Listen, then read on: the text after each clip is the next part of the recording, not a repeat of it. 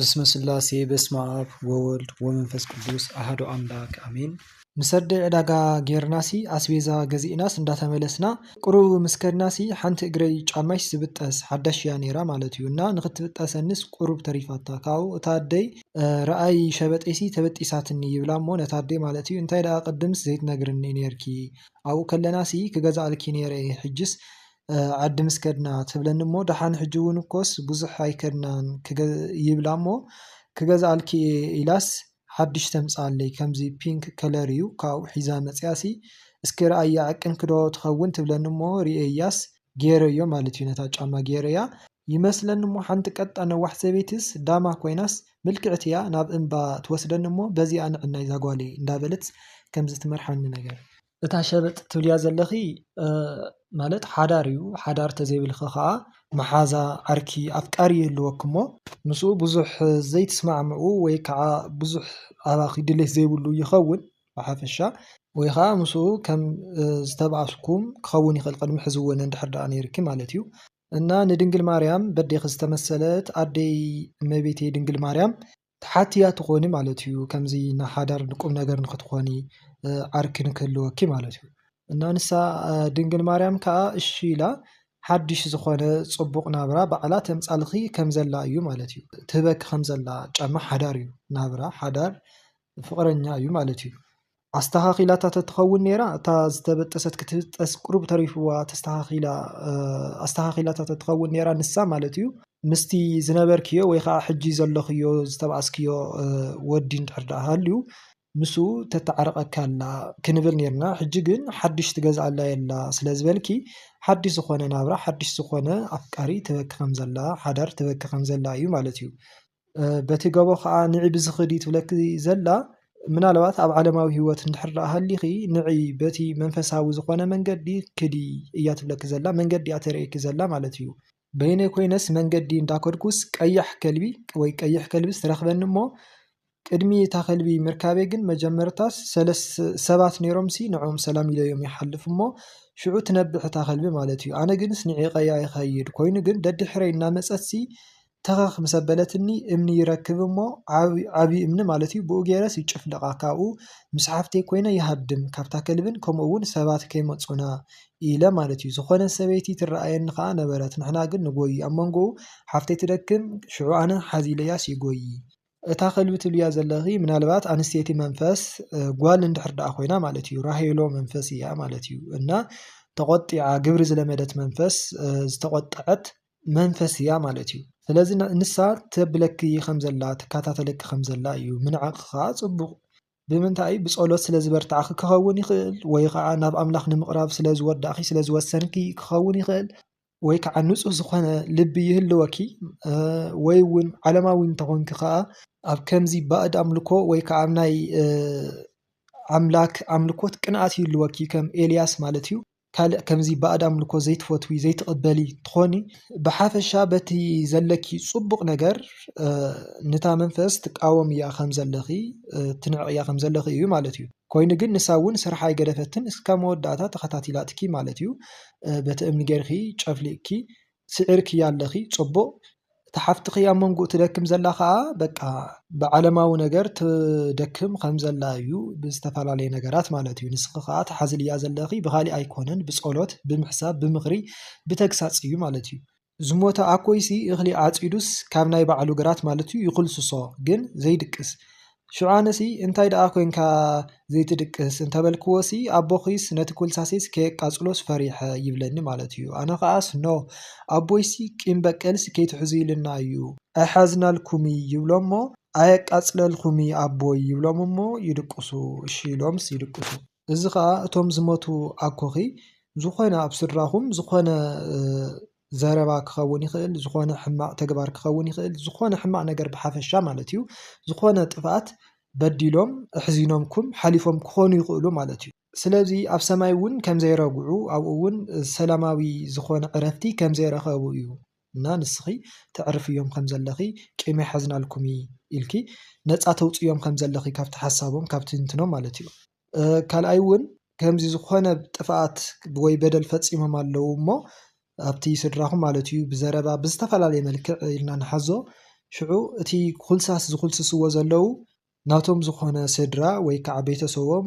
ውሉዶም ከምኡ እውን ንብረቶም ማለት እዩ በቃ በቲ ዝበደልክዎ በቲ ዘጥፋእክዎ ጥፍኣትሲ ኣብ ልዕሊ ደቀይስ ዝኾነ ናይ በቀል ነገርስ ከብፅሑ ይኾኑ ዶ ክብቀልዎም ይኾኑ ዶ ሕማቅ ነገር ክገብርዎም ይኾኑ ዶ ነቶም ደቀይ ነቶም ውልደይ ንጥሪተይ ንሃፍተይስ ዝኾነ ብዙ ዝገበርክዎ በደል ብኡ ተላዒሎም ዝኾነ ዘብፅሕለይ ነገርስ ይህሉ ዶ እናበሉ እንዳሓሰቡ እንዳተጨነቁ ከም ዘለው ነፍሶም ከም ዘይዕረፈት እዩ ማለት እዩ እንደገና እቲ ኣኮይ እቲ ዝሞተ ኣኮይሲ ብቐጢን በትሪ ከም ዘንጊ ነገር ገይሮምሲ ካብ ገዛናስ እንዳባረሩናስ ንኩላትና ስድራ ማለት እዩ ይሓዱ እዚስ እንታይ ይኸውን ተደጋጋሚ እየ ዝሪኦ እዚ እውን ብዝተፈላለየ መንገዲ ክፍታሕ ይኽእል ማለት እዩ ሓደ ዝወቀኩም ዘሎ መድሃኒ ዓለም ክኸውን ይኽእል ሕዚ እውን ማለት እዩ ሕጂ እውን መድሃኒ ዓለም ክኸውን ይኽእል ተንስኡ ጸልዩ ሕማቅ ነገር ኣውፁ ቂም በቀል ኣይትስርሑ ንዕኡ ግደፉ ኢሉ የላዓለኩም ከም ዘሎ እዩ ቀዳማይ ካልኣይ ከዓ ካብኦም ዝመፀ ርኩስ መንፈስ ካብቶም ኣኮኺ ማለት እዩ ካብኦም ዝመፀ ርኩስ መንፈስ ንሱ የባረረኩም ከም ዘሎ ይብትነኩም ከም ዘሎ እዩ እቶም ሰብኣይ ኣብ ልዕሊ ስድራኩም ዝኾነ ነገር ከምዚ መተት ነገር ሰሪሖም እንድሕር ደኣ ኮይኖም ወይ ኣምቲቶም እንድሕር ደኣ ኮይኖም እቲ ዝገበርዎ መንፈስ ንዕኦም ተመሲሉ መፅዩ ካብኦም እሶም ስለ ዘምተትዎ ማለት እዩ ንዕኦም ተመሲሉ መፅዩ ኣብ ህይወትኩም መላእ ህይወትኩም ይርብሸኩም ከም ዘሎ እዩ ብሓፈሻ ማለት እዩ እዚ ግን ጥንቃቐ ዘድልዮ እዩ ንኣምላኽ ብጸሎት ክትሓቲ ክትኽእል የለኪ ስኡልካ ዝውሰድ ነገር ኣይኮነን ማለት እዩ ተደጋጋሚ 2 ሻብ 3 ሻብ ስዋኢ ብምእታይ ከምኡ እውን ብጸሎት በርቲዕኻ ብምሕታት ዝርከብ እዩ እምበር ስኡልካ ብግምት ምውሳድ ወይ መሲልኒ ኢልካ ኣብ ውሽጢ ዘሎ መንፈስ እውን ከምኡ ካሕስበካ ስለ ዝኽእል ትሕልም እውን ናይ ርኩስ መንፈስ እውን ክኸውን ስለ ዝኽእል ንእግዚኣብሔር ኣምላኽ ምሕታት ግድን እዩ ኣርባዕተ ፈለስቲ ኣንስትሲ ናይ ፈለስቲ ቆቢዕን በትርን ገይረን ይመፃ ኣነ ድማ ደረቕ እንጀራ እናበልዓኹ ነይረሲ ካብኡ መፅንሲ ጠሚና ይብላኒ ኣነ እውን ኣሕዚነናንስ ይህበን ካብኡ ሓንቲኣስ ኣይፀገብኩን ወስኽኒ ትብለኒ ኣነ ከዓ ንባዕለይ ንእሽተይ ቅሬስ ይህባ ኣብ ባሕሪ ውሽጢ ይሕምስ እውን ይመስለኒ ማለት እዩ ደስተኛ እውን ነይረ እዚስ እንታይ ይኸውን እቲ ኣብ ባሕሪ ምሕማስ ብክልተ መልክዕ ዝፍታሕ ቀዳማይ እንታይ ክኸውን ይኽእል ኣብ ውሽጢ ዓብይ ከተማ ወይ ከዓ ኣብኡ ምቕማጥ ምንባር ምስራሕ ክኸውን ይኽእል ማለት እዩ እቲ ካልኣይ ከዓ ጸሎት የድልዮ ኣብ ዓለማዊ ህይወት ምንባር ክኸውን ይኽእል ማለት እዩ እተን ኣርባዕተ መነኮሳት ትብልየን ዘለኺ ቅዱሳን መነኮሳት ኣዴታትና ከምሊ ቅድስ ክርስቶስ ሰምራ ምናልባት ኣዴና እውን ድንግል ማርያም እውን ክትኸውን ትኽእል ማለት እዩ ኪዳነ ምሕረት እውን ክትኸውን ትኽእል ካብቲ ትበልዕዮ ዘለኺ ምቐልና ዘክርና ኣስራ ተውፅኢ ካብቲ ትበልዕዮ ዘለኺ ንነዳያን ኣብልዒ ንዝተጸገመ ገዳም ወይ ከዓ ሰብ ሃቢ እዚ እዩ ናተን ጠሚና ውስኽና ዝብላኽ ዘለዋ በቃ ካብቲ ትረኽብዮ ነገር ኣካፍሊ እዩ ሽዑ ብዙሕ ዓብይ ተኣምር ክንሰርሐልኪ ኢና እየን ዝብላኽ ዘለዋ ማለት እዩ ኣብ ናይ ወለደይ ገዛስ ጓልሓው ቦይ ዝሞታ ጫጩት ጻዕዳ ሕብሪ ዘለወንሲ ብእንቃዓ ጌራስ ናብ ወለደይ ገዛስ እንዳጓሓፈተን ኣነ እውን ደንጊፀ እቲ ማዕጾ ይዓጽዎ ካብኡ ዝኾነ መንእሰይ ሰብኣይ መሽኮት ናይ ገዛናስ ይሰብሮ ካብኡ እቲ ዕንፀይቲ ናይ ማዕጾ ኢዱ ይሃርሞሞ ናብቲ ሓደ መስኮት ይርኢ እሞ ሓደ ጥይት ዝሓዘ ዘይረአ ሰብኣይ መፅዩስ እቲ ዝሓዞ ጥይት እውን ናብ ዓይነይ ይገብሮ ኣነ እውን ዝኾነ ሓፂን ሒዘሲ ንገጣጠም ግን እቲ ሰብኣይሲ ኣይተኮሰለይ እተን ዝሞታ ጫጩት ዝጓሓፋ ዘለዋ እታ ጓልሓው ቦይ ትብልያ ኣለኺ ቆልዓ እንድሕር ደኣ ኮይና ኣዴና ሰማይት ቅድስት ኣርሴማ ዓባይ እንድሕር ደኣ ኮይና ከዓ ኣዴና ድንግል ማርያም ማእኸላይ እንተኮይና ማለት እዩ እና ንሳ እቲ ኣብ ገዛኺ ዘሎ ድግምቲ ይኹን ርኩሳት መናፍስቲ ጉሒፋ ተውፀልኪ ከም ዘላ እዩ ማለት እዩ እቲ ብመስኮት እናሰበረ ዝኣቱ ዘሎ ከዓ ዝከራኸረኪ ኣብ ሂወትኪ ዝከራኸረኪ ዘሎ ርኩስ መንፈስ ሸይጣን እዩ እና ግን ንስኺ ኣይሰዓርክዮን ገና ከምዚ እናተጋጣጠምኩም ይኽነቕሕ ዘለኺ ተበራቢርኪ ዘለኺ ስለዚ ገና ኢኽ ዘለኺ ወይ ክስዕረኪ ድዩ ንስኺ ክስዕርክዮ ስለ ዘይተፈለጠን በርትዒ ንኽትስዕርዮ ንዑ ጠንክሪ በርትዒ ክትበሃል ዘለኺ ማለት እዩ ገላግል ኣባጊዕ ወይ ኣናእሽተይ ኣባጊዕስ እናሓለኹሲ ምጩ እቲ ደርሆ ዝበልዕስ እና ድሙስ ይበኣሱ እቲ ምጩ ናብዘን ገላግል ክመፅስ ይደሊ ተመንና ድሙ ከዓ ብሓደ ተመራሪሖም ይኸዱ እቲ ተመን ናባይ ክመጽ ይብል እሞ እታ ድሙ ግን ትኽልክሎ እዚስ እንታይ ይኸውን ድሙ ማለት ከምዚ ትከላኸለልካ እንድሕር ደኣ ኮይና ናይ ገብረ መንፈስ ቅዱስ ገብረ መንፈስ ቅዱስ ልእኽተኛ እያ ማለት እዩ። ስለዚ ገብረ መንፈስ ቅዱስ ይሕልውካ ከም ዘለው ይከላኸሉልካ ከም ዘለው ካብ ፀላኢ ማለት እዩ። ተመን ማለት ዛር መንፈስ መተት ተንኮለኛ ከምቲ ቅድም ክብል ኩሉ ሻዕ ንገልፆ ማለት እዩ። ፅቡቕ ንፁህ ዝኾነ ጫካ ዝመስልስ ንኸይድ ማለት እዩ። ካብኡ ኣብኡ እውንስ ዘይፈልጠና ኣንስቲ ነይረን ካብኡ ሽዑ ዕንፀይቲ ከዓስ ንኣሪ ነበርና ካብኡ ኪድ እሞ ካብቲ ወዲ ዝስንክት ዘሎ እንጀራሲ ካብኡስ ሒዚ ክምፅእ እንጀራ ይብላኒ እሞ እሺ ኢለስ ይኸይድ ሽዑ እንጀራ ይውፅእ እሞ ሒዘያ ከለኹስ ናበይ ትኸዲ ምሳይ እኺ እናበለሲ እናበለንስ ተበራቢረ እዝስ እንታይ ይኸውን እቲ ዕንፀይቲ ተኣርዮ ዘለኺ እንጀራ እዩ እቲ እንጀራ እውን ናብራ ሓዳር እዩ እቲ እንጀራ ምስንካት ማለት እዩ። ስለዚ ምናልባት ቀጻሊ ህይወትኩም ብሓንሳብ ከም ትኾኑ ክኸውን ይኽእል ማለት እዩ። ኣብ ዓዲሲ ሓወቦታተይስ ዝፈረሰ ናይ እነንበይተይ ገዛ እዩ ዝመስለኒ ኣብኡ ንሱስ ተሓዲሱ እቲ ገዛ ማለት እዩ እና ኣቦይ ምስ ኣሕዋቱስ ይመጽእ እሞ ብታሓጓስ ይቕበሎም ገዛ እተው ይብሎም እሞ ከመይ ርኢኹም ሓድሽ ገዛ ይብሎም እሞ ደስ ይብሎም ማለት እዩ። እቶም እቲ ሓደ ሓወቦይ ግንሲ ስጋ እናበልዐ ነይሩ ማለት እዩ። እቲ ስጋ ከዓ ዝተጠበሰ ስጋ እዩ ነይሩ እቲ እንጀራ ከዓ ብኢዱ ዘይኮነስ ብዝኾነ ነገርስ እንዳልዓለስ ይበልዕ ነይሩ ሽዑ ኣነስ ይገርመኒ። ገዛ ምሕዳስ ማለት ከምቲ ዝረኣኽዮ ናይ ዓሌት ናይ ስድራ ምትእኽኻብ ከም ዘሎ ኣብቲ ስድራኹም ዘሎ ዘፈላሊ መንፈስ እንድሕር ደኣ ሃልዩ ንሱ ከም ዝቕረፍ ኩልኹም ስድራ ብሓንሳብ ከም ትኾኑ እዩ። ከምኡ እውን ኣብ ገዛኻ ዘሎ ሕማቕ ነገር ወይ ከዓ ናይ ጽልኢ መንፈስ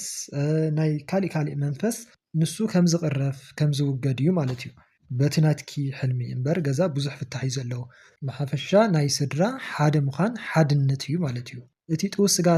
ዝበልዕ ዘሎ እቲ ሓደ ሓወቦኹም ግን ቁሩብ ፈተና ከም ዝኾነኩም እዩ ማለት እዩ። ቁሩብ ፈተና ከም ዘሎ እዩ ማለት እዩ። ዝሞታ ኣደ መሓዛይሲ ኣብ ሩባ ዝመስል መንገዲ እንዳኸድኩስ ብድሕሪተይ ትመጽእ ማለት እዩ። መጺኣስ ትረኽበኒ እሞ ሸዊት ተሰኪማ እንታይ ደኣ ሸዊት ድኺ ተሰኪምኪ ይብላ እሞ እወ ትብለኒ ሽዑ ጓለይሲ ዓይናን ብርካንሲ ሓሚማ ኢላትኒ ስከይረኣኩኺ እዛ ጓለይ ድሓን ድኺ ትብለኒ ድሓን ናይ ብርከይስ ፀገም የብሉን ዓይነይ ግንሲ ካብ ኩሉስ ፅልግልግ እናበለስ ምርኣይ ኣብኒ ከምኡ እንዳበልናሲ ንዕልል ሽዑ ንኸይድ ካብኡስ ጫማይስ ድፍእ ትብል እሞ ሸበጠይሲ ኢነያ ይብል ሽዑ ኣላ ኣብቲ ቅድመ ኽሲ ተደፊኣ ትብለኒ እሞ ደልየ ከዓስ ይረኽባ የዕረ ገብራ ማለት እዩ። ሽዑ ንኸይድ እሞ ክልተ ደቀይስ ይረኽቦም ኮፍ ኢሎም ክጽበዩኒ ይጸንሑ ቀይሕ መንእሰይ ወዲ ሓውቦይ ኣሎ እቲ ብሉኬት ኣበይ ኣሎ ይብለኒ እሞ ናይ ምንታይ ብሉኬት ይብሎ ነቶም ቆልዑት ሓቲቶዮምሲ ኣዴና ሒዛቶ ትመጽእ ኣላ ኢሎምኒ ይብሎም እሞ እዋ ንሶም ደኣ ቆልዑት እንድዮም ከመይ ጌርካ ናቶም ሰሚዕኻ ብሉኬትስ ኣየምጻናን ንሕናስ መን ሂብና ኢና ነምጾ ይብሎ እሞ ሕራይሺ ኢሉስ ቻው ይብለኒ ማለት እዩ። ይኸይድ ሽዑ ገዛና ምስ ከድናስ ኣብቲ ኣፍ ደገ ገዛና ምስ በጽሕና ሓንቲ ቀያሕ መንእሰይ መርዓት ብርሃን ተወሊዑ እቲ ገዛና ማለት እዩ ኮስቲራ ነጸላ ተኸዲና ከፊታት ጸንሐና እሞ ሰላም ኢልና እያስ ነቲ ሸኽመይስ ከራግፍ ናብቲ ይኸይድ እዝስ እንታይ ይኸውን? እታ ሸዊት ዝተሰከመት ኣዴ መሓዛይ ዝበልክያ ኣዴና ቅድስት ድንግል ማርያም ወላዲተ ኣምላክ እያ ማለት እዩ እና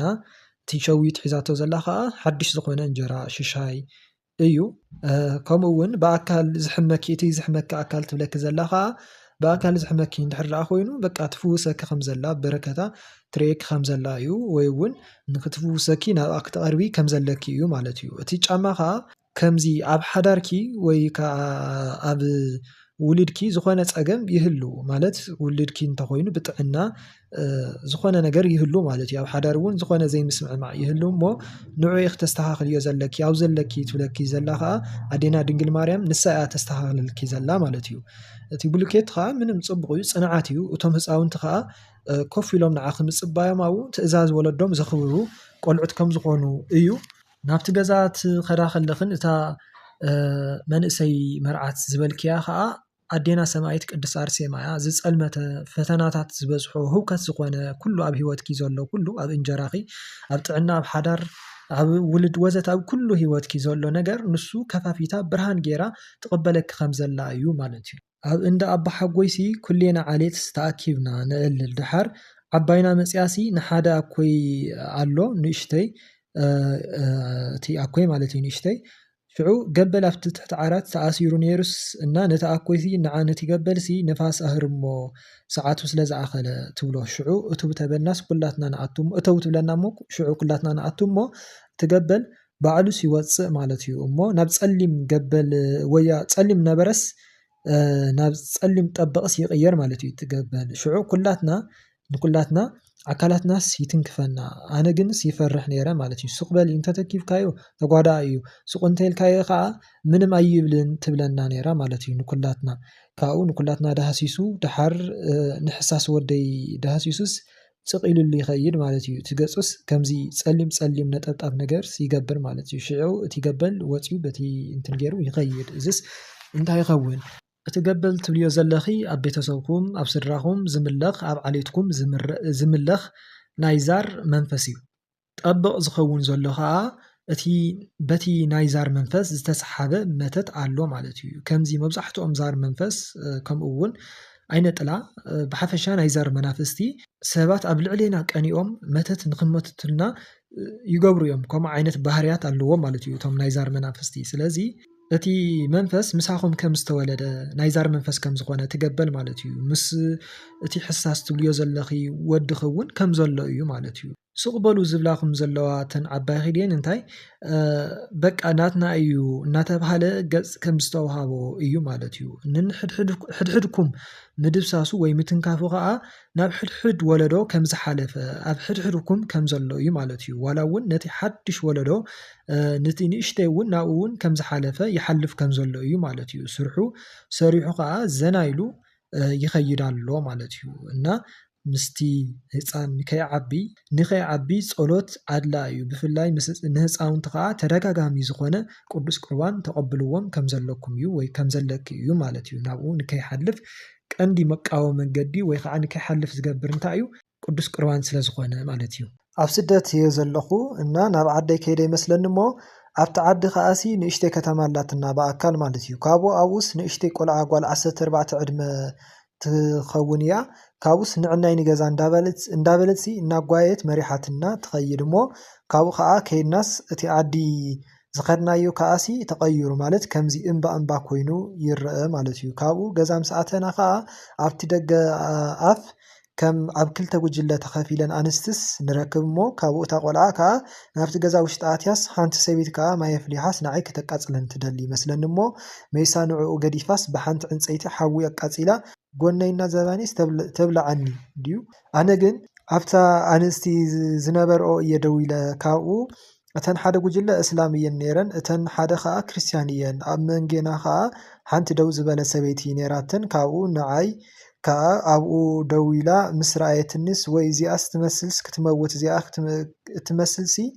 كتقاصل እንዳበለት እንዳተገረመት ነተን ክርስቲያን ተዛርበን እተን ክርስቲያን ከ ንስኺ ምስተን እስላሚ ኺት ኾኒ ይብላኒ ኣነ ከ ተቆጥየ ኣነ ጓል ኩርሰሲ እንዳበልኩ ድምፀይ ብጣዕሚ ዓወቢለስ ተደጋጋሚ ኣነ ጓል ኩርሰሲ ይብል እናዚ ሲ እንታይ ይኸውን እተን ዝከራኸራኺ ዘለዋ ርኩሳት መናፍስት እየን ንስኽስ ሓጢአተኛ እኺ ኣይግባእክን እዩ ናብ ናይ ክርስቶስ ስጋና ደሙ ክትቀርቢ ኣይከኣለክን እዩ ቤተክርስቲያን ንክተቀድሲ ወይ ከዓ ንክትኣቲ ኣይግባእክን እዩ እንዳበላ ዘፈራርሓኺ ወይ ከዓ ዝፍክራልኺ ዝሕጭጫልኪ ርኩሳት መናፍስቲ ወይ ከዓ ኣብ ሰብ ሓዲረን እውን ክኸውን ይኽእል ኣብ ሰብ ዝሓደራ መናፍስት ክኾና ይኽእላ ማለት እዩ እና እዚአን እየን ማለት እዩ ንስኺ ግን ትቃወም እየን ከም ዘለኺ ኣነ ጓል ክርስቶስ እየ እናበልኪ ማለት እዩ ስለዚ ከዓ ቀጽልሉ ብክርስቶስ ተስፋ ክትቆርጺ ከም ዘይብልኪ ወላውን ሓጣተኛ እንተኾንኪ ካብ ናይ መንፈሳዊ ህይወት ክትወጺ ከም ዘይብልኪ እዩ ማለት እዩ